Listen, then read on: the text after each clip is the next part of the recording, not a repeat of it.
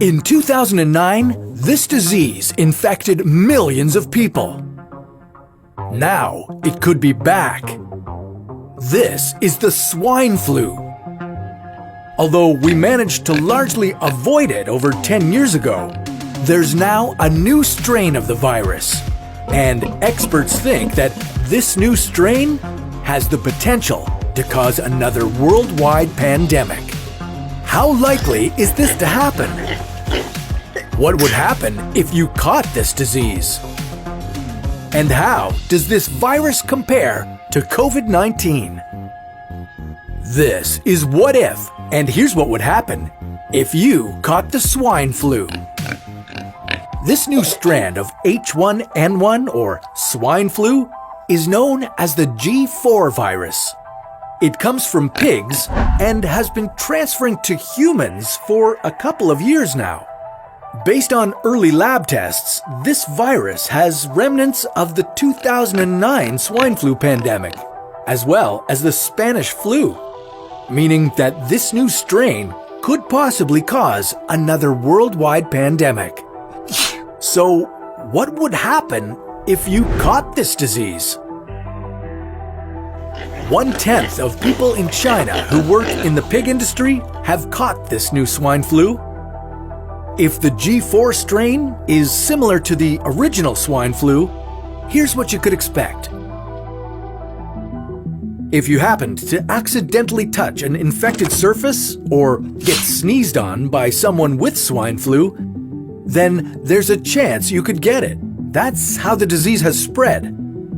Once the virus enters your body, it might take 1 to 4 days before you really start to notice anything. And the symptoms you do experience might be pretty similar to something you've experienced before. The first day, you'd likely get a fever and some chills. At one point, you'd be sweating. And the next, your entire body might be freezing. This would also be accompanied by muscle aches and general fatigue. You'll need to stay away from people as you could easily infect others during this time. After a day or two go by, you could also be met with a cough, runny nose, and some sneezing. During the original swine flu, some patients also reported having diarrhea, but it didn't happen to everyone. At this point, just stay in your bed and rest. Drink lots of water and do what you can to heal up. The vast majority of people who catch swine flu are most likely to experience something along these lines. And after a little more than a week, you should be good as new. But there is a slight chance that these issues could get worse. If these symptoms last more than a week, you could develop pneumonia or respiratory issues. If you start to have a tough time breathing, it would be best to contact a doctor or get to a hospital. They'll be able to give you the medical treatment you need. It's quite rare that you'd die from swine flu, but not impossible. According to the Centers for Disease Control, over 150,000 people died from it in 2009. This was most likely due to the pneumonia or breathing issues that the virus can cause, or the fact that getting the flu can affect any previous medical issues that people have had. So, we know what to expect if you get it, but could this G4 virus start a new pandemic? Well, according to experts, you shouldn't be too worried. At least, not yet. This G4 strain of the virus has been around for over 5 years and has yet to severely spread.